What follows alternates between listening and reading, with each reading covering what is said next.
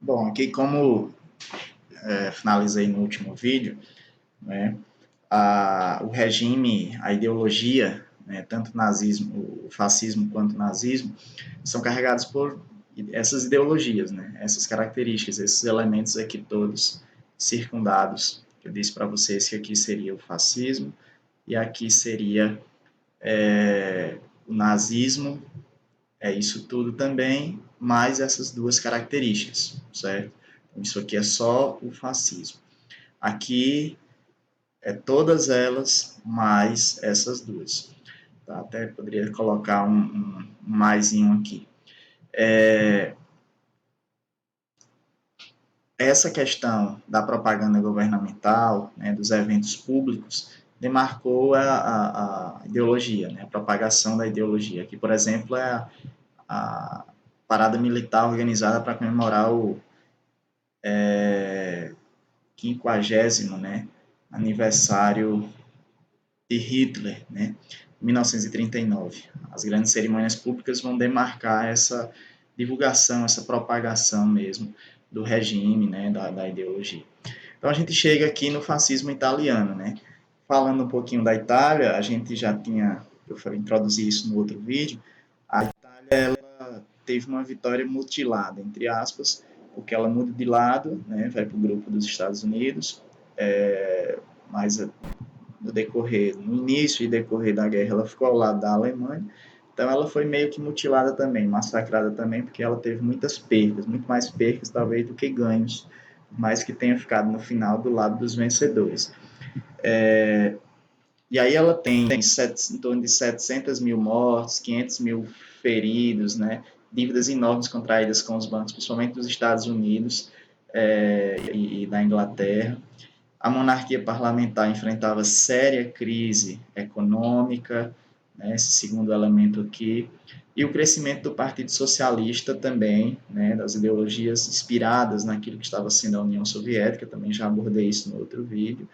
Em 1919 surge o movimento faixa de combatimento, né, esquadrões de combate, que depois era uma organização só, depois se dividiu em várias organizações chamadas de camisas negras, que eram organizações paramilitares, né, de fascistas, com disciplina, com organização, para perseguir justamente aqueles que eram contrários ao fascismo e que não enquadravam na ideologia deles. Então, com morte, com assassinato, com perseguição, né, e inclusive principalmente a quem? Aos socialistas, né, aos comunistas que queriam difundir as ideias e desenvolver uma possível revolução, já que a Itália estava num momento tão caótico, né, e precisando de uma saída. E a saída não era, nesse momento, o liberalismo, o capitalismo não conseguia ter força. Então, ou era o socialismo ou era o fascismo. E acabou caminhando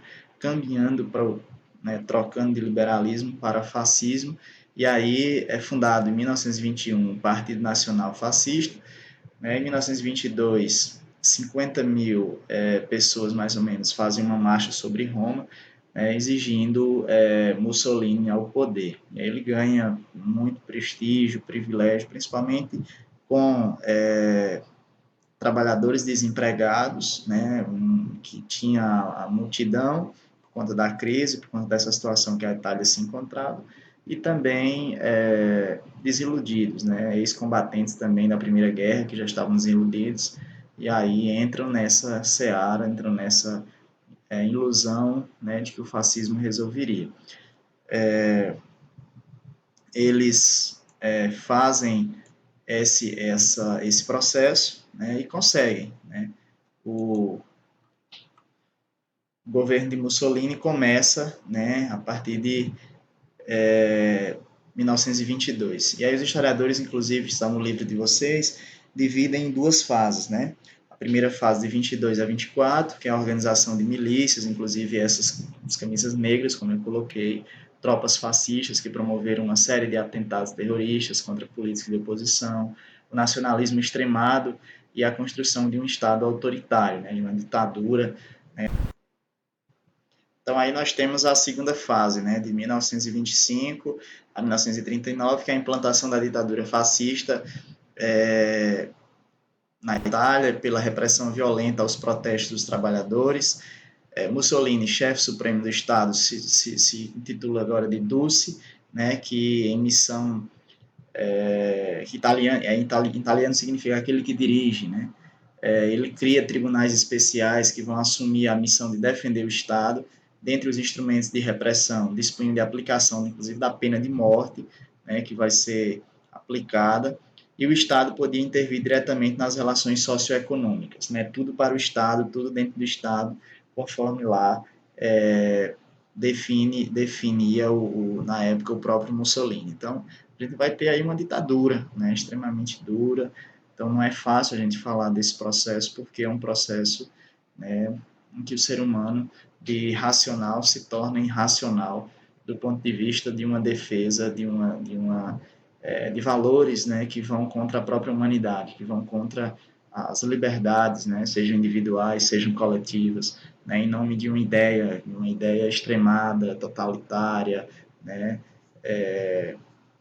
racista, né, intolerante, e que tem só um caminho único, né, não tem nem mão dupla, é só via única e todos tinham que seguir essa via única. Isso é muito complicado, né, mas era a realidade. A gente tem aí a foto aqui, né, a imagem do Mussolini. Ele vai assumir o poder, né, justamente a partir desse momento, e ele vai, uma das grandes sacadas do Mussolini vai ser o Tratado de Latrão. O que é isso, professor? O Tratado de Latrão vai ser um acordo que ele vai fazer com a Igreja Católica. E a Igreja Católica, mais uma vez, entra na cena da história, né, como beneficiada, né, em um processo com quem está no poder. Lá no antigo regime, a gente via a Igreja Católica associada aos reis, aos monarcas, né, dividindo o poder, abraçados ao mesmo tempo no poder no topo da pirâmide. Agora a gente tem a Igreja Católica aí validando, né, esse processo do fascismo. Tá? A Itália se une à Igreja Católica. O que é que Mussolini daria em troca para a Igreja? A criação do Estado do Vaticano, que é onde está lá a sede papal, né, até hoje, e o Vaticano, a cidade lá é governada pelo Papa, né? Então, o Papa é prefeito vitalício, né, para sempre da cidade. Então, é um líder religioso e também político, até hoje, porque ele tem esse papel de governança.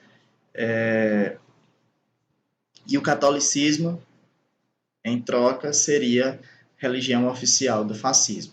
Aqui eu trouxe algumas fotos, né, do momento exato desse Tratado de Latrão, para a gente entender, né, como foi feito isso, né, do ponto de vista realista, do ponto de vista da realidade daquele momento da década de 30 ali. Aqui o juramento, né, que foi feito, né, tudo na maior ordem, na maior disciplina, né, de um lado aqui a igreja, né, os representantes da igreja, o alto clero mesmo, e os fascistas italianos, né. Então a gente tem aí mais uma vez, né, um momento, né, um desses momentos aí do tratado.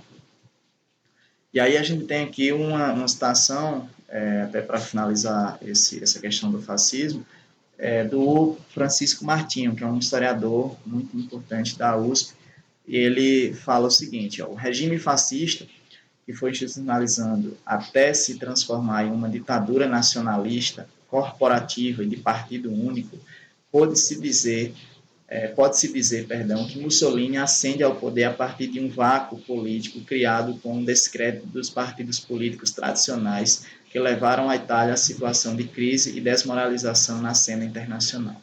A gente tem, inclusive, se a gente fizer um paralelo histórico, uma certa relação com o Brasil dos últimos anos, né? Os partidos tradicionais, desacreditados, né? Essa coisa da corrupção generalizada, a crise. Então, o que o historiador coloca é que a Itália estava num vácuo aí.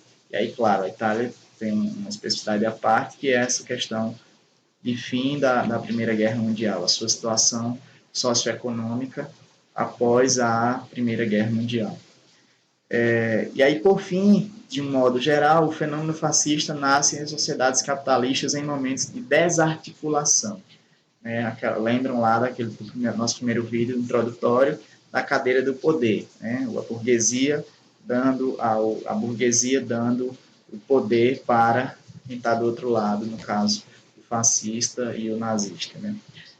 Os representantes dessas ideologias.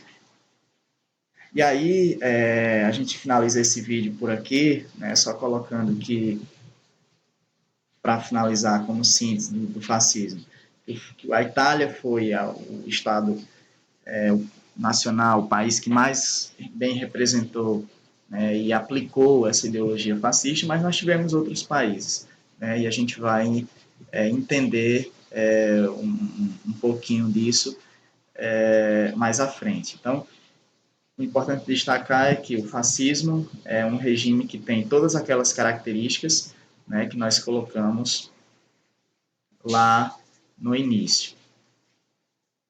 Eu vou só voltar aqui a elas para que não fique dúvidas, para finalizar esse vídeo. Então, o fascismo ele tem todas essas características aqui, né? O nacionalismo extremado, a questão xenofóbica, né? O totalitarismo, o militarismo, o anticomunista e o antiliberalismo, né? Vocês sabem que o comunismo e o liberalismo são contraditórios, né? Mas para o fascismo, os dois estavam fora de cogitação, porque tudo está dentro do Estado, está dentro da ideologia totalitária, ditatorial, né? Partido único, né? Partido único, culto ao líder, né? Ao mito, ao chefe supremo, veneração do mesmo, a propaganda governamental e a educação dirigida. Isso foi aplicado na Itália em todos os sentidos. Então, é importante também vocês darem uma olhadinha no conteúdo, no livro, na página 41, né, e fazerem uma leitura, porque vocês só têm, claro, a ganhar com esse processo. Isso eu digo para o terceiro ano, né, que com o Cotrim, História Global, é a partir da página 41. Quem não for do terceiro, também, no caso do nono ano, que tem esse conteúdo, pode estar acessando no seu livro didático, que tem a parte específica, tem um capítulo específico sobre o totalitarismo, né, especificamente sobre o fascismo. Então, agora a gente vai gravar um outro vídeo falando do nazismo, né, da experiência alemã, e aí com essas duas outras características que ganham no nazismo, né, o racismo e o expansionismo territorial. Essas duas no fascismo não havia, né? A questão da discriminação, da perseguição, né, contra grupos ditos de raça inferiores, não houve no fascismo, e o expansionismo, né, querendo dominar o mundo, anexar os países, no fascismo também não houve. Isso são características do nazismo e agregam todas essas outras também, né? Então é isso.